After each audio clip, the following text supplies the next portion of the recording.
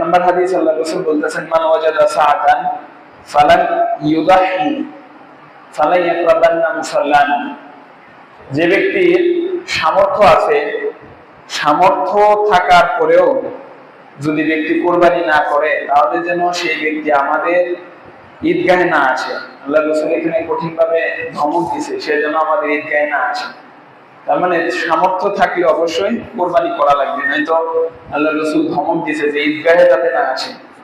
আরেক হাদিসে আল্লাহ রাসূল বলতেছে, আল্লাহ রাসূলকে সাল্লাল্লাহু আলাইহি ওয়াসাল্লামকে সাহাবীরা প্রশ্ন করতেছিলেন, মা হাদাল উযহিয়া, আল্লাহ রাসূল উযহিয়া বা কুরবানি জিনিসটা কি? রাসূল সাল্লাল্লাহু আলাইহি ওয়াসাল্লাম বলতেছেন, ক্বালা সুন্নাতি আবিকুম ইব্রাহিম, এটা হচ্ছে তোমাদের পিতা, আমাদের পিতা ইব্রাহিম আলাইহিস সালাতু ওয়াস সালামের সুন্নাত। ফিমা লানা ফিহা, তো সাহাবীরা বলতেছেন এই সুন্নতের মধ্যে আমাদের জন্য কি আছে?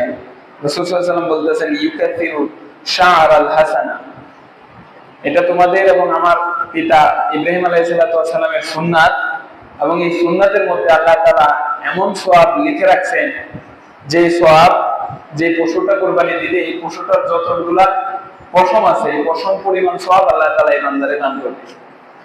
এখন আলোচনা শুরুতে একটা সূক্ষ্ম জিনিস চলে আসছে, আপনারা একটু খেয়াল করবেন। রাসূল সাল্লাল্লাহু আলাইহি ওয়াসাল্লাম বলতেছে, কুরবানির পশু যে কুরবানি দিল, যে ব্যক্তি কুরবানি দিল, এই ব্যক্তির যে পশুটা কুরবানি দিল, এই পশুর যতগুলো লোম আছে শরীরে, লোম পরিমাণ সওয়াব আল্লাহ তাআলা দান করবে। তো ধরেন একটা পশুর কতগুলো লোম হইতে পারে, গোনা যাবে তো? আচ্ছা, গোনা নাই গেল, তারপরেও একটা সংখ্যা তো বলা যাবে, 1 কোটি, 2 কোটি, 70 কোটি, 100 কোটি, বললেন না 100 কোটি লোমই হলো। রাসূল সাল্লাল্লাহু আলাইহি ওয়াসাল্লামের এমন অনেকগুলো হাদিস আছে, যে হাদিস আল্লাহ রাসূল বলছেন যে ব্যক্তি এই দোয়াটা পড়লো, তার জন্য আল্লাহ 70,000 নেকি দিবে। সুবহানাল্লাহ, আলহামদুলিল্লাহ, আল্লাহু আকবার, এই এক একটা দোয়া পড়লে দুনিয়া থেকে আকাশ পর্যন্ত যত ফাঁকা জায়গা আছে, এই ফাঁকা জায়গা আল্লাহ তাআলা নেকি দিয়ে ভরে দিবে। এখন কথা হচ্ছে যে একজন মানুষ যদি দুনিয়ার সকল জীব একাই কুরবানি দেয়, তারপরেও কি এই কুরবানির পশুর লোম দিয়ে আসমান জমিন ভরা যাবে? যাবে না। আর আল্লাহ রাসূল আরেক জায়গায় বলতেছে, একবার সুবহানাল্লাহ বললে আসমান এবং জমিন পর্যন্ত যত ফাঁকা জায়গা, এই পরিমাণ জায়গা আল্লাহ তাআলা সব দিয়ে ভরে দিবে। তাহলে দেখা যাইতেছে এত কষ্ট করে কুরবানি দিয়ে লাভ কি? কুরবানির বদলে একবার সুবহানাল্লাহ বলে দিলে যাচ্ছে, বেশি সওয়াব পাই যাচ্ছে। হিসাব করলে হিসাবটা এরকমই হওয়ার কথা, কিন্তু আসলে সওয়াবের জিনিসটা হচ্ছে গুনে গুনে সওয়াব গোনা যায় না।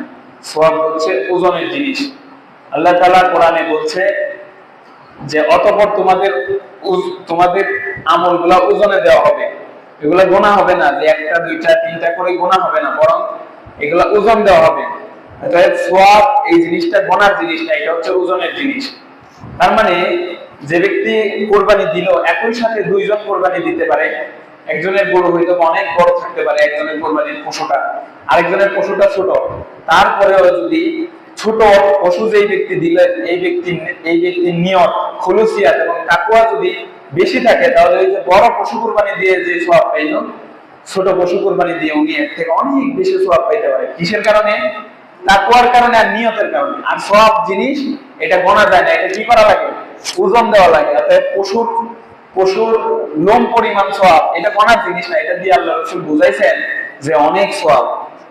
আর সওয়াব জিনিসটা কখনো গোনা যাবে না, এটা হচ্ছে ওজনের সাথে সম্পর্কিত। আর ওজন হবে বান্দার নিয়তের উপর ভিত্তি করে। ইন্নামাল আমালু বিন্নিয়াত ওয়া ইন্নামা লিকুল্লি মা নাওয়া। বান্দার সকল আমল তার নিয়তের উপর ভিত্তি করে সওয়াব দেওয়া হবে।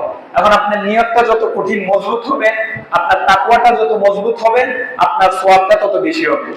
এজন্য কুরবানি ছোট দেন, বড় দেন, যাই দেন, একনিষ্ঠ নিয়ত করে একদম খুলুসিয়াত একমাত্র আল্লাহ তাআলার জন্য কুরবানিটা দিবেন। এই নিয়মটা যদি করতে পারে, তাহলে অনেক মানুষ আপনার থেকে অনেক বড় জিনিস কুরবানি দিয়েও আপনার পরিমাণ সওয়াব অর্জন করতে পারবে না। এজন্য কুরবানি ছোট বড় যেরকম সামর্থ্য এরকমই দিবেন, কিন্তু নিয়তটা রাখবেন একদম সাচ্চা নিয়ত। নিয়তে কোনো ভেজাল যাতে না হয়।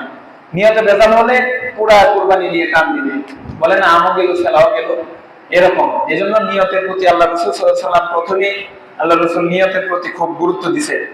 কুরবানি আল্লাহ রাসূল সাল্লাল্লাহু আলাইহি ওয়াসাল্লাম মদিনায় যে 10 বছর কাটাইছেন, 10 বছরে 10 বছরই আল্লাহ রাসূল কুরবানি করছেন, এবং আল্লাহ রাসূল প্রত্যেক বছরে 2টা কুরবানি করতেন, একটা হচ্ছে নিজের পক্ষ থেকে আর একটা হচ্ছে উম্মতের পক্ষ থেকে।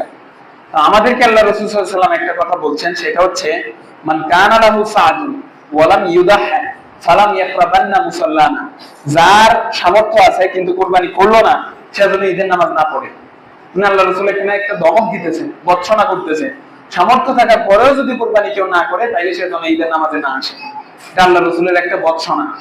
এজন্য আমরা যারা সামর্থ্যবান আছি তারা অবশ্যই কুরবানি করব, কুরবানি নিয়ত করব, সহি নিয়তে কুরবানি করব। এখন হচ্ছে সামর্থ্য কিভাবে বুঝবো? সামর্থ্য হচ্ছে কুরবানির জন্য সামর্থ্য হচ্ছে নেশাব পরিমাণ সম্পদের মালিক হওয়া লাগবে। যাকাতে যেরকম নেশাব পরিমাণ সম্পদের মালিক হওয়া লাগে, কুরবানিতেও এরকম নেশাব পরিমাণ সম্পদের মালিক হওয়া লাগে। বর্তমান বাজার মোতাবেক কুরবানির নেশাব হচ্ছে 1,72,000 টাকা সমপরিমাণ অর্থ সম্পদ যার অতিরিক্ত আছে।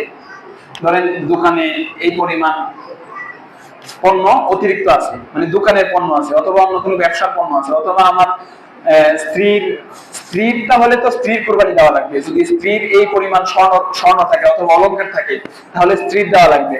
আর স্বামী যিনি বাড়ির কর্তা, ওনার যদি এই পরিমাণ অর্থ সম্পদ যে কোনো জায়গায় থাকে, ব্যাংকে থাকুক, নিজের জমিও যদি থাকে, যে জমি নিজের প্রয়োজন মেটানোর অতিরিক্ত, নিজের প্রয়োজন মেটানোর অতিরিক্ত, যেমন ধরেন আপনারা যারা পেঁয়াজ করেন, তো এরকম 1,72,000 টাকা পেঁয়াজ আপনার ঘরে আছে, তাহলে আপনার কুরবানি দেওয়া লাগবে, আপনার জন্য কুরবানি দেওয়া ওয়াজিব।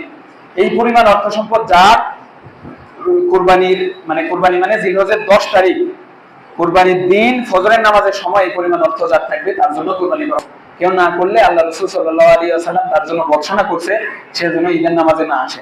তাহলে আমরা ইনশাআল্লাহ এই যাদের এই পরিমাণ সম্পদ আছে তারা তো অবশ্যই করবে, আর যাদের এই পরিমাণ সম্পদ নাই তারাও যদি চায় তাহলে করতে পারবে, কিন্তু তাদের জন্য ওয়াজিব না। তারা যদি চায় তাহলে করতে পারবে, না করলেও সমস্যা নাই।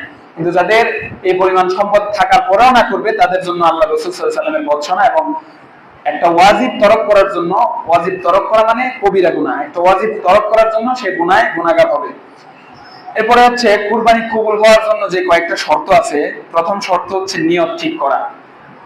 কুরবানি তো দিবে ঠিক আছে, এখন কুরবানি দিলেই তো হবে না, কুরবানি ওয়াজিব মানে কবুল হয়েছে কিনা এটাও তো একটু খেয়াল করা লাগবে।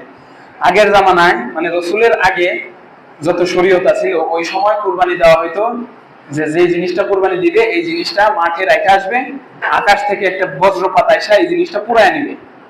তো এরকম নিয়ম যদি আমাদের থাকতো তাইলে ইনশাআল্লাহ আমরা বুঝতাম যে কার কুরবানি হইলো আর কার কুরবানি হয় নাই। তো যদি এরকম সিস্টেম থাকতো, আপনি একটু চিন্তা করেন, আমরা 100 মানুষ এই মহল্লা থেকে কুরবানিটা নিয়ে এক জায়গায় রেখে আসলাম, এখানে 50 জনেরটা নিয়ে গেল, মানে 50 জনের কুরবানি হইলো আর 50 জনের হইলো না, তাইলে সারা বছর এই যেই 50 জনের কুরবানি হয় নাই, তার মানে এদের নিয়তে সমস্যা আছে, এদের দিকে মানুষ আর চোখে তাকাইতো যে আরে তোর নিয়তে তো ঝামেলা ছিল, এই জন্য তোর কুরবানিটা হয় নাই।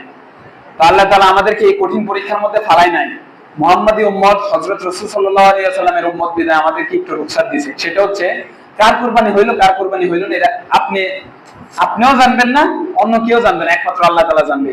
তবে যিনি কুরবানি দিবে ওনার মনের অবস্থার উপর ভিত্তি করে উনি বুঝতে পারবে যে আমার কুরবানি হয়েছে কিনা। তো 1 নম্বর শর্ত হচ্ছে নিয়তটাকে খালেস করা লাগবে।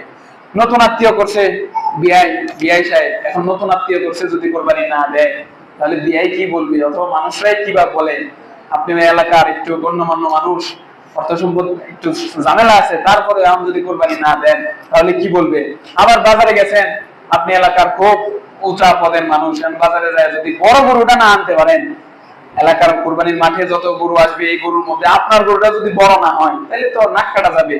এরকম মন মানসিকতা একদম ন্যূনতম একটুখানি যদি কারো মনের ভিতরে থাকে তাহলে কিন্তু তার পুরো কুরবানিটা নষ্ট হয়ে যাবে। একটুখানি মন মানসিকতার জন্য কুরবানি দেওয়া লাগবে এই নিয়তে যে আমি মানে একটু এই জিনিসটা একটু মিলান, যে আগের জামানায় কুরবানি দিলে এটা আকাশ থেকে একটা বজ্রপাত এসে এটা পুরাই নিয়ে যাইতো।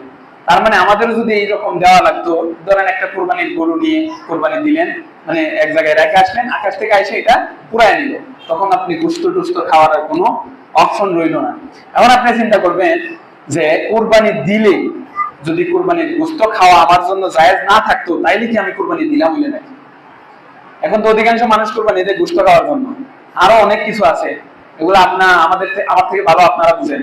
আপনি একটু নিজের সাথে নিজে একটু পরামর্শ করবেন যে নিয়ম যদি এরকম থাকতো যে কুরবানি দিবে সে কুরবানির গোশত খাইতে পারবে না, এরকম নিয়ম থাকলে কি আমি কুরবানি দিতাম কিনা? যদি আপনার মন বলে যে না ওই রকম থাকলেও আমি কুরবানি দিতাম, তাহলে বুঝবেন যে আপনার নিয়ত ঠিক আছে। আর যদি মনের মধ্যে একটু এইটাও মনে হয় ওইটাও মনে হয়, তখন মনে করবেন যে নিয়তে ঝামেলা আছে। আর যখনই বুঝবেন যে নিয়তে ঝামেলা আছে, সাথে সাথে তওবা করে ইস্তেগফার করে নিয়তটাকে শুধরায় নেবেন। আর না হলে আপনি কুরবানি শুধু দেখানোর জন্যই হলো। কুরবানি আল্লাহ রাসূল আল্লাহ তাআলা নিজে বলছেন লা ইয়ানামুল্লাহু লুহুমুহা ওয়ালা দিমাউহা ওয়ালাকিন ইয়ানালুল্লাহু তাকওয়া মিনকুম।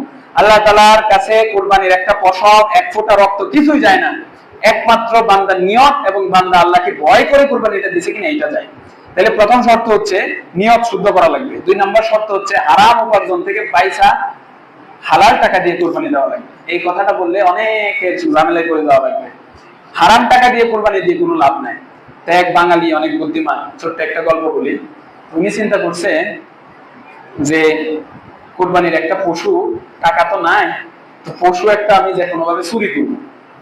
তো চুরি করার পরে, চুরি করলে তো গুনাহ হইলো, হ্যাঁ মানলাম গুনাহ হইলো, তো চুরি করে এই পশুটা কুরবানি দেব।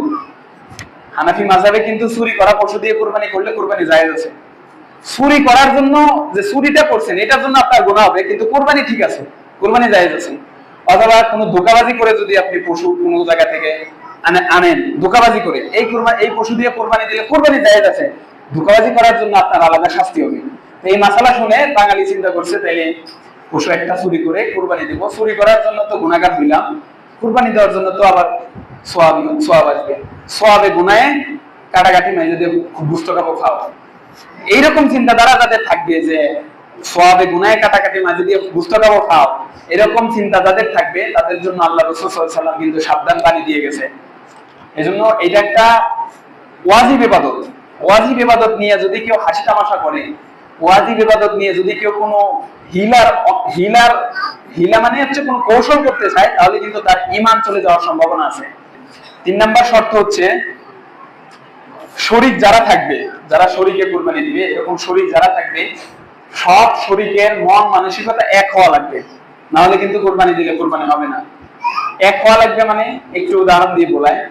ধরেন আপনারা চিন্তা করছেন, বাড়িতে চিন্তা করে যাবেন 7 জন 1,20,000 টাকা দিয়ে, 1,40,000 টাকা দিয়ে একটা গরু কিনবো। এটা চিন্তা করে সবাই 20,000 করে টাকা এক জায়গায় নিয়ে বাজারে গেলেন। এখন একটা গরু দেখলেন যে এটা 50,000 টাকা হইলে কিনা যায়, গরুটাও পছন্দ হয়েছে, তা আপনি বাকি 6 জনের সাথে পরামর্শ না করে গরুটা কিনে ফেললেন। তো এই গরুটা আপনি কিনে ফেলার কারণে বাকি যে 6 জন আছে এদের 2,000 টাকা বাড়ায় দেওয়া লাগতেছে। এখন 5 জনে 2,000 টাকা বাড়ায় দিল, এদের কোনো অভিযোগ নাই, কিন্তু একজনে বলে নাই, তবে মনের মধ্যে একটা অভিযোগ আছে, আমারে না বলে 2,000 টাকা বাড়ায় দিলে এখন এই 2,000 আমি কোথা থেকে বাইর করি।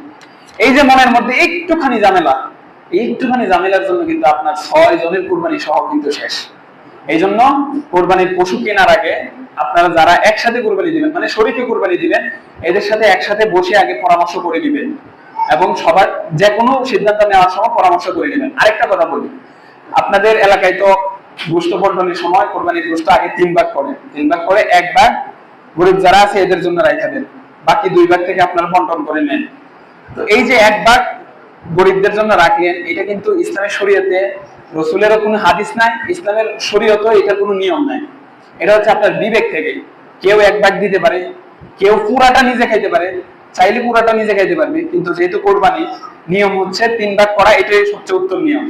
এখন কথা হচ্ছে আপনারা 7 জনে মিলে একটা গরু কুরবানি দিলেন, তো 7 জনের মধ্যে 6 জন ধরেন একটু স্বাবলম্বী, একজন মানুষ একটু গরিব টাইপের আছে, তো ওনার নিয়ত ছিল যে গোশত যেগুলা পাবে এগুলা সব নিজেরাই খাবে, এগুলা গরিবদের দিবে না।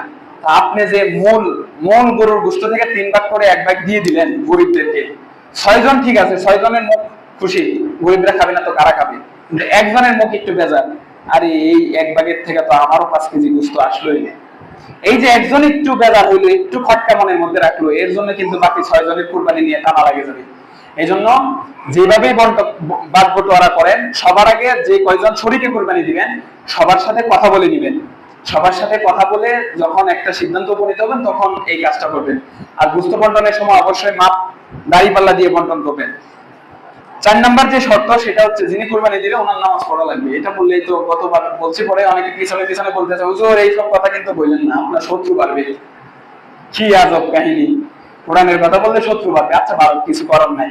সেটা হচ্ছে আপনারা একটু একটু ঠান্ডা মাথায় চিন্তা করেন, যে ব্যক্তি ফরজ নামাজ পড়ে না, যে ব্যক্তি ফরজ নামাজ পড়ে না, কি এমন বুজুর্গ হয়ে গেল ফের ওয়াজিব নিয়ে এত এত ঠান্ডা, এত চিন্তা, এত দৌড়াদৌড়ি। ওয়াজিব নিয়ে একটা কুরবানি তো ওয়াজিব, হানাফি মাযহাবে ওয়াজিব, অন্যান্য মাযহাবে সুন্নাত। তো ধরলাম আমরা ওয়াজিব, সুন্নাত না, ওয়াজিব ধরলাম।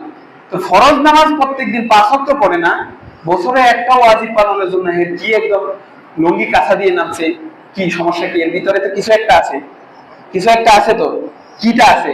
সেটা হচ্ছে আল্লাহ তাআলার বিধানের উপর তার শ্রদ্ধা নাই, আল্লাহর বিধান পালনের উপর তার শ্রদ্ধা নাই। যদি শ্রদ্ধা থাকতো তাহলে অবশ্যই এই ব্যক্তিটা ফরজ আগে পালন করতো। যে ব্যক্তি ফরজই পালন করে না, তার কিসের ওয়াজিব, কিসের সুন্নাত? এই জন্য কুরবানি কবুল হওয়ার জন্য শর্ত হচ্ছে নামাজ পড়া। এখন যারা নামাজ পড়েন না তারা নিয়ত করে ফেলেন যে কুরবানির পর থেকে আমরা ইনশাআল্লাহ, কুরবানির পর থেকে না, এখন থেকে আমরা ইনশাআল্লাহ নামাজ পড়বো। ফরজ নামাজ অন্তত ফরজ নামাজ ছাড়বো না।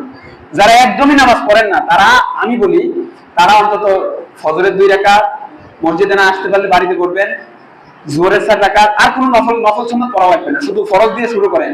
এইভাবে 40 দিন পড়ার চেষ্টা করেন। যদি 40 দিন পড়তে পারেন, আপনারই মন চাইবে যে এবার একটু সুন্নাত সহ করি, তখন দেখবেন যে আপনার মনের ভিতরে সুন্নাত করার আগ্রহ জাগবে।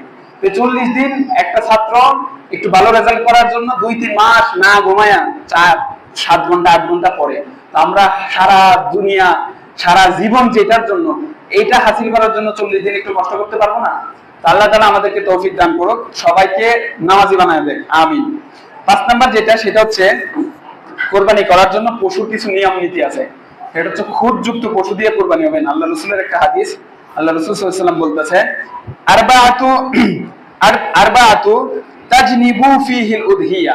4 প্রকারের জিনিস আছে, যে 4টা জিনিস একটা পশুর মধ্যে থাকলে, এই 4টা গুণ একটা পশুর মধ্যে থাকলে এই পশু দিয়ে কোরবানি দেওয়া যাবে না। গুণ তো না, এটা বরং দোষ। 1 নম্বর হচ্ছে আল আওরাতি বাইয়িনু আওরাহা, এরকম অন্ধ যে একদম দেখলেই মানুষ বুঝবে যে এটা অন্ধ। এরকম অন্ধ গরু দেখেন যে চোখ দেখা যায় কিন্তু তারপরে চোখে দেখে না, এরকম অনেক গরু হয়। তো এটা দেখলেই বোঝা যায় এটা অন্ধ, হাঁটতে গেলে গাছের সাথে বাড়ি খায় বা যে কোনো ভাবে বোঝা যায় এটা অন্ধ। এরকম অন্ধ গরু দিয়ে কোরবানি দেওয়া যাবে না। ওয়াল মারিদু বাইয়িনু মারদুহা, এরকম অসুস্থ যে এটা দেখলেই বোঝা যায় এটা রোগা, এরকম যদি হয় এটা দিয়ে কোরবানি দেওয়া যাবে না। 3 নাম্বার হচ্ছে আরজাউ বাইয়িনু জলাইহা, এরকম খোরা, খোরা বলতে এখানে ঠ্যাং ভাঙা, পা ভাঙা, এরকম ভাঙা যে দূর থেকে দেখলে বোঝা যায় যে পশুটার পায়ের সমস্যা আছে, হাঁটতে গেলে একটু ইয়ে হয়ে হাঁটে, এরকম যদি হয় তাহলে এটা দিয়ে কোরবানি দেওয়া যাবে না। 4 নাম্বার হচ্ছে কাসীরু আল্লাতী লা তানকিজু, কাসীরু আল্লাতী লা তানকিজু, এরকম দুর্বল যে নিজে হাইটা কোরবানির যে মাঠ, এই মাঠে যাইতে পারবে না। এই 4 প্রকারের কোরবানি, এই 4 প্রকারের পশু দিয়ে কোরবানি দিলে কোরবানি হবে না। তো আরো কিছু নিয়ম আছে, সেটা ফুকাহারা এই হাদিসের সাথে যুক্ত করছে। সেটা হচ্ছে যে প্রাণীর, যে পশুর একটা অঙ্গের 1/3 বেশি কাটা আছে বা খুঁত আছে, এই প্রাণী দিয়ে কোরবানি দেওয়া যাবে না। যেমন ধরেন কান, একটা একটা পশুর কানের 1/3 বেশি কাটা, অথবা লেজের 1/3 বেশি কাটা, এরকম প্রাণী দিয়ে কোরবানি হবে না। তবে লেজ সামনে আগা থেকে একটুখানি কাটা অথবা কান একটুখানি কাটা, এটা দিয়ে কোরবানি দেওয়া যাবে। আরেকটা উসুল ঠিক রাখবেন, সেটা হচ্ছে যেই কারণে গরুর দাম কমে, যেই কারণে গরুর দাম কমে এইরকম কোনো সিফত যদি গরুর মধ্যে থাকে তাহলে এটা এড়ায়া চলাই ভালো। যেমন ধরেন রং, একদম এমন রং যেটা মানুষকে দেখে আকৃষ্ট করে না। আবার আরেকটা গরুর রং অনেক লাল রং, সুন্দর রং, ওই গরুটা একই রকম দেখতে কিন্তু ওই গরুটা রঙের কারণে ওইটা মানুষকে অনেক আকৃষ্ট করে, আর পাশের গরুটা রং ভালো না, এই জন্য মানুষকে আকৃষ্ট করে না। তো আপনার উচিত হবে যেটা দেখতে ভালো, দাম একটু বেশি লাগলো, ওইটা দিয়ে নিজে লালন পালন করে গরুটা কুরবানি দেওয়া। এখন আমরা অনেক সময় ধরেন কুরবানি ঈদের 3 দিন আগে গরু কিনি, 3 দিন আগে গরু কিনে আবার এই কৃষকের কাছেই গরু রেখে দিই, কুরবানি ঈদের দিন সকালে যায় গরুটা আইনা কুরবানি দিই। এটা করা কিন্তু আল্লাহ রাসূল সাল্লাল্লাহু আলাইহি ওয়াসাল্লামের দেখানো সুন্নাত মোতাবেক না, বরং এটা খিলাফে সুন্নাত। কারণ কি, আল্লাহ রাসূল বলছেন যে কুরবানির পশুটা তুমি যতদিন সম্ভব নিজে লালন পালন করে তারপরে কুরবানি দিবা। একটা পশুরে যদি 3 দিনও আপনি নিজের হাতে খাওয়ান, এর প্রতি কিন্তু একটা মায়া জন্মাবে। আর যে ব্যক্তি 2 বছরই লালন পালন করে খাওয়ায় কুরবানি দিল, এ যদি নিজে কুরবানি দেয় তাহলে দেখবেন যে হেড ছেলে কান্নাকাটি করতেছে, এটারে দেওয়া যাবে না, নিজেও কান্নাকাটি করবে, অথবা স্ত্রী দেখবেন যে গরু নিয়ে যায় সব কান্নাকাটি করতেছে। এই যে একটা মায়া, পশুর প্রতি যে একটা মায়া, এই মায়াটা তৈরি করা লাগবে। আর এই মায়াটা তখনই তৈরি হবে যখন 2-4 দিন আপনি নিজের হাতে গরুরে কিছু খাওয়াবেন। এজন্য কুরবানির পশুটা একটু 2-4 দিন আগে আগে কিনে নিজের বাড়িতে এনে নিজের হাতে 2-1 দিন খাওয়ানোর চেষ্টা করবেন। এটা হচ্ছে আল্লাহ রাসূল সাল্লাল্লাহু আলাইহি ওয়াসাল্লামের একটা সুন্নাত।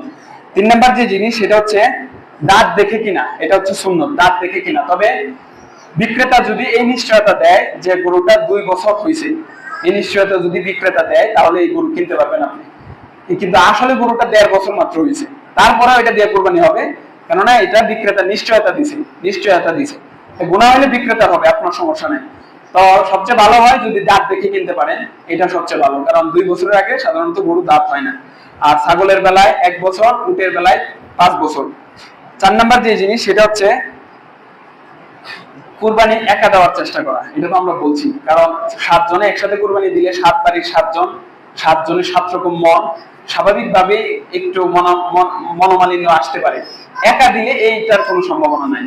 নিজে দিবেন সবকিছু নিজের, এখানে মনোমালিন্য আসার কোনো সম্ভাবনা নাই। আল্লাহ তাআলা আমাদেরকে বুঝে বুঝে কুরবানি দেওয়ার তৌফিক দান করুক, এবং কুরবানির যে মাকসাদগুলো আছে এগুলো আমাদের সকলকে হাসিল করার তৌফিক দান করুক। আরেকটা বিষয় হচ্ছে ঈদের জামাত, আপনাদের ঈদগাহ কমিটির পক্ষ থেকে বলা হয়েছে যে ঈদের জামাত এবার 8:30টায় অনুষ্ঠিত হবে। ঈদের জামাত 8:30টায় অনুষ্ঠিত হবে।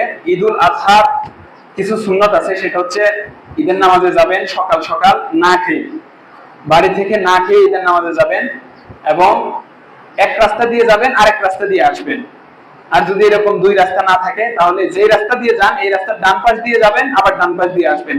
এটা ঈদের নামাজে ঈদের একটা বড় সুন্নত। এই সুন্নতটা আমরা সবাই পালন করবো ইনশাআল্লাহ। ওয়া আখিরু দাওয়ানা আলহামদুলিল্লাহি রাব্বিল আলামিন। যতটুকু আলোচনা